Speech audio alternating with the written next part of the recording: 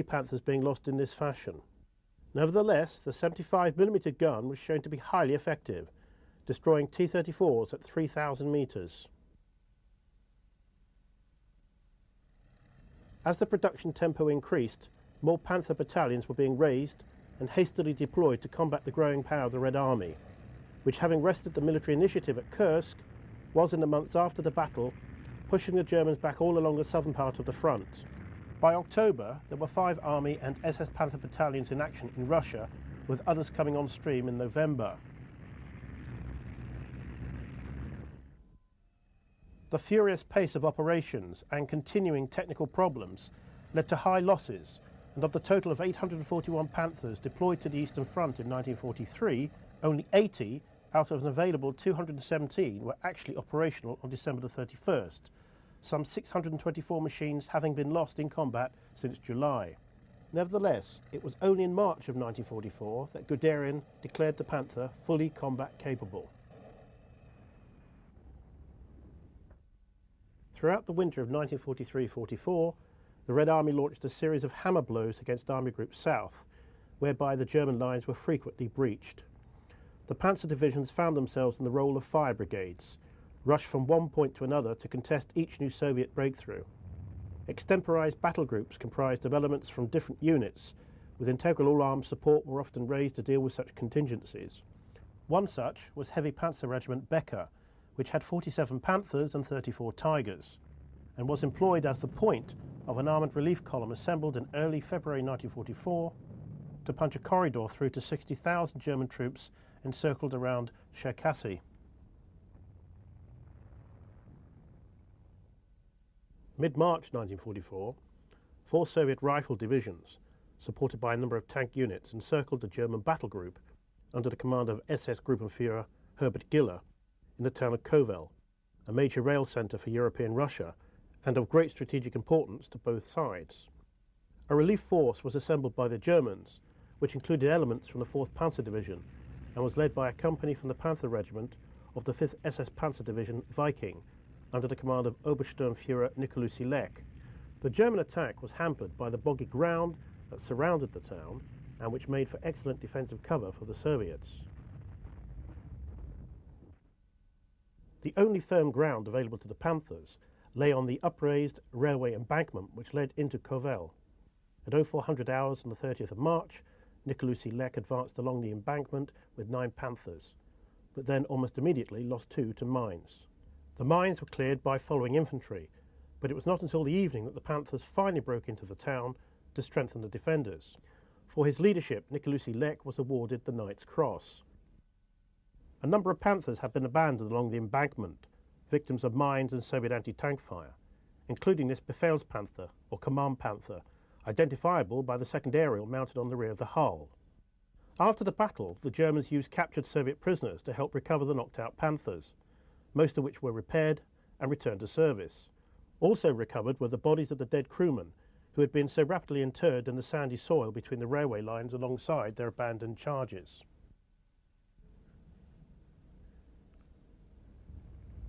Kovel was finally relieved on April the 5th by a further attack involving Panzer IVs and assault guns from the 3rd Panzer Division, along with other Panthers from Viking. These broke through the strong Soviet defences, covering the northern approach to the town along the Kovel-Brest-Litovsk road. Anti-tank positions were destroyed and overrun, and Soviet tanks, including American Shermans supplied under Lend-Lease, were knocked out on the drive into the town.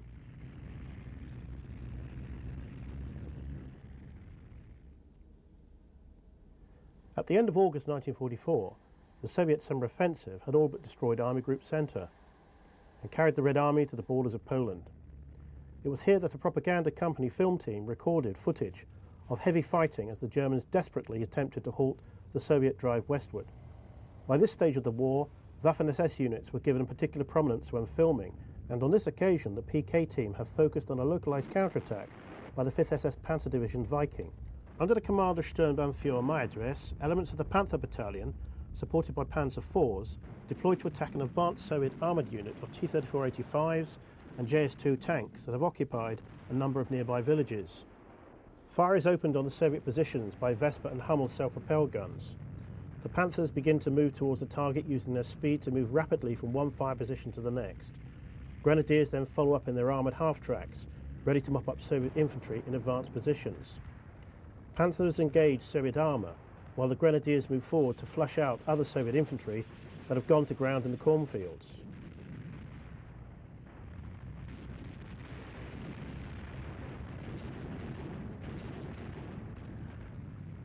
As the infantry advances through the first burning settlement, SS Gruppenführer Giller, commander of the 4th SS Panzer Corps that carries his name, holds a rapid orders group to determine the next objectives of the unfolding attack. A reconnaissance detachment of Volkswagen Schwimmwagens and one-ton half-tracks move out to scout ahead of the infantry, who now fan out across the wide and unbroken wheat and maize fields. Half-tracks follow up advancing Panthers, who roam across the fields completely devoid of any cover. It is the measure of the secondary role played by air power on the Eastern Front that German armour could still operate in this fashion, underneath a sky empty of Soviet aircraft, while far away in Normandy, such an operation would have caught the immediate attention of Allied fighter bombers. Viking's Hummel detachment has moved up and brings other Soviet positions under fire from their 150mm guns.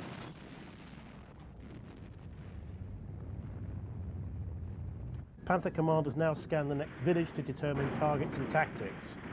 Fire is then opened, and shortly thereafter Viking grenadiers enter the village to find a large number of destroyed and fiercely burning T-34-85s and JS-2s. The latter was a heavy tank introduced in the spring of 1944. Its 122mm gun was one of the few weapons that could easily penetrate the frontal armour of the Panther. But the very high muzzle velocity of the 75mm L-71 gun still allowed the Panther to effect a first-round hit and penetrate the turret armour of the Soviet heavy tank at 800 metres. As this distance was clearly a long way within the range of the Russian tank's heavy gun, other factors such as training, the quality of German optics and command and control procedures went into play in order to bring about the sort of results seen in this footage.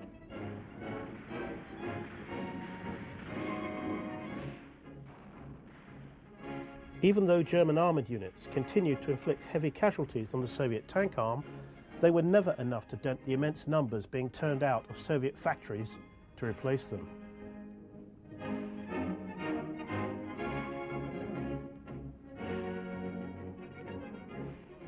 Further to the north, the 3rd Panzer Army, having been pushed back into Latvia and Lithuania by the 1st and 2nd Baltic fronts, was engaged in fierce defensive fighting.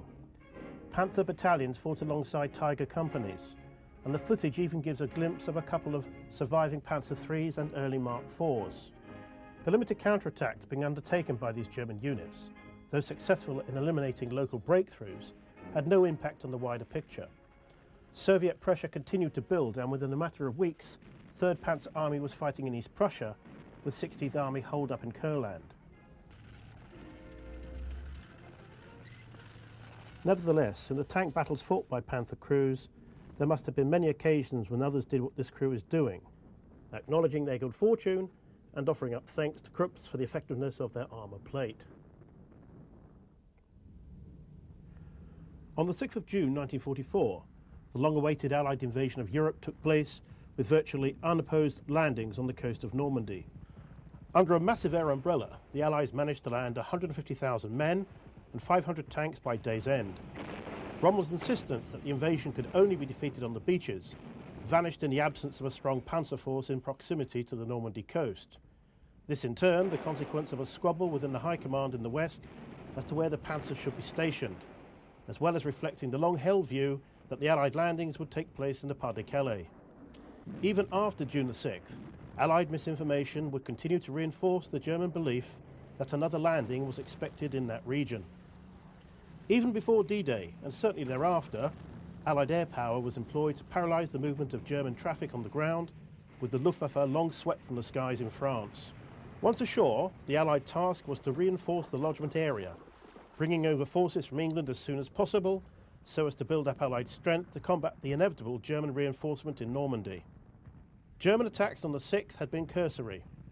21st Panzer Division had moved against the British-Canadian landing beaches and received a bloody nose. On the following day, the 12th SS Panzer Division was in action against the Canadians, effectively blocking the drive to seize Caen, originally targeted for capture on D-Day itself. Ultimately, the Battle for Caen would become the linchpin for the wider Battle of Normandy. As Allied forces moved inland off the beaches, they rapidly came up against one of the intractables of the campaign, and to which little or no thought had been given in the planning stage of the invasion. If the Normandy beaches were chosen for their suitability for mass landings, the countryside inland from the beaches was ideal for defence. The hundreds of small fields, divided by centuries-old, high-banked and almost impenetrable hedges, punctuated by copses and small forests, known to the locals as the bocage, made forward movement in the face of a spirited enemy extremely difficult.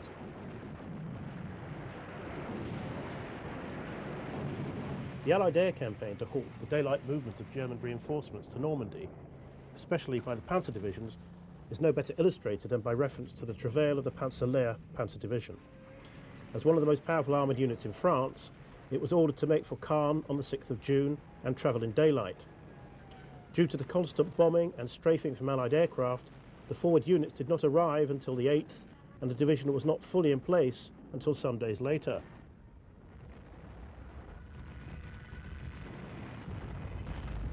This experience was to become a common one, with divisions forced to travel at night and lay up in forests or under the trees in the daytime. The massive use of Allied air power for this purpose led to the extensive destruction of many towns and villages on the approaches to the Normandy battlefield. Along with the Tiger, the Panther was the most powerful tank in Normandy, with a total of 484 sent into action in June and July. In theory, the 1st Battalion of every Panzer regiment should have been equipped with Panthers, but this was not the case, with just 7 out of the 10 Panzer regiments in Normandy being so equipped, and with the majority of these belonging to the Waffen-SS. The bulk of Panthers in Normandy were the A model, with a smaller number of Gs and a few Panther Ds. The Allies rapidly came to fear the Panther, for although it fired a lighter shell than the 88mm gun of the Tiger, its extremely high muzzle velocity allowed it to take out any Allied tank at long range. Shermans, Cromwells and Churchills were all easy targets at 1,000 yards. The vulnerability of Allied tanks to the Panther and Tiger nearly became a political scandal in the United Kingdom, with Field Marshal Montgomery having to intervene to insist that the threat posed by the German tanks was overblown and that Allied tanks were well up to the task expected of them. While such a view may have been acceptable for official consumption, Allied tank crews remained extremely sceptical. Many Allied tanks now began to carry extra armour in the form of welded-on track shoes. It was, however, discovered that a Panther could be killed by getting close enough to get in a shot on the lower part of the gun mantlet. The tank shell would then ricochet downward to break through the thinner hull top armour above the driver and machine gun operator. American tankers also discovered that a shell ricocheting off the ground in front of the Panther might penetrate the lower hull armour. As both these methods required the Allied tank to get well within the Panther's gun range, it took a brave crew to attempt such a tactic.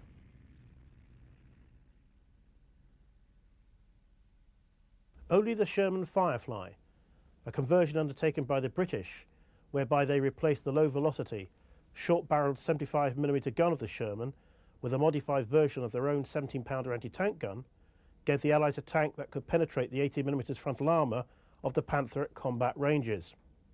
Fireflies were issued on the basis of 1 per troop of 4 Shermans. Naturally, Panther commanders attempted to target the Fireflies first in any British tank attack, the long 17-pounder barrel being a unique recognition feature. Tank crews often tried to disguise this so as to render the tank less obvious. Fireflies were successful in destroying Panthers, as is seen in the still of a knocked-out Model A in the Odon Valley. Until the arrival of the American M26, with its 90mm gun just before the end of the war, the Firefly remained unique in its ability to take on and kill the big German cats.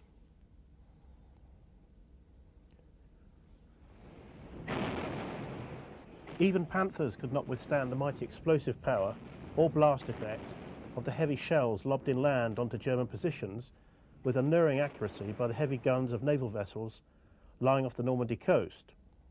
With calibers ranging up to 16 inches, the effect of one of these shells falling alongside a Panther was enough to flip the 45-ton Panzer onto its back.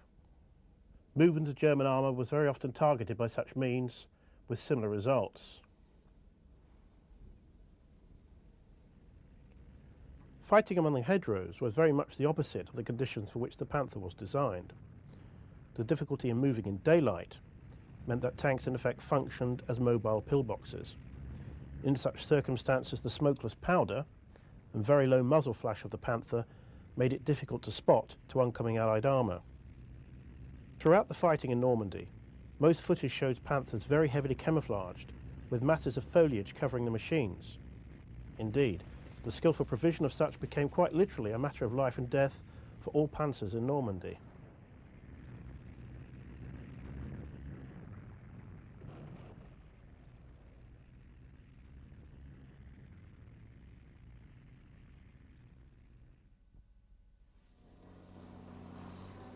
Even as the Allies were grinding down the German forces in Normandy, the propaganda ministry saw fit to show the comparative testing of a Panther against an Allied tank, even though that chosen was an M3 Lee, which was no longer serving in armoured divisions in Europe. Naturally enough, the footage clearly revealed the superiority of the Panther. One can only assume that the ministry had determined that, having seen this film, German civilians would go home to their beds confident that the fate of the Reich must be assured the army possessed such superior weapons.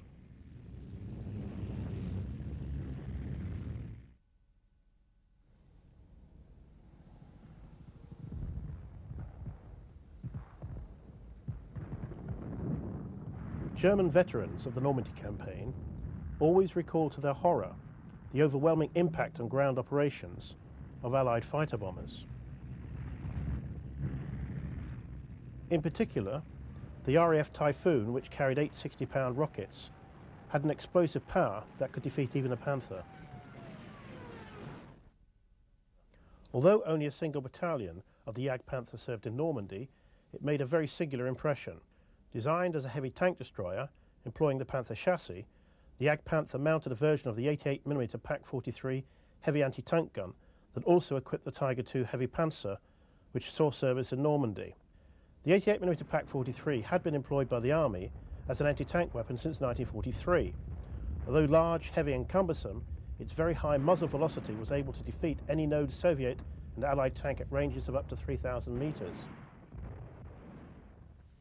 The fighting compartment of the Jagdpanther had been designed by extending upward the side plates and upper hull of a standard Panther tank. Just 392 were produced in total, supply never being able to meet demand.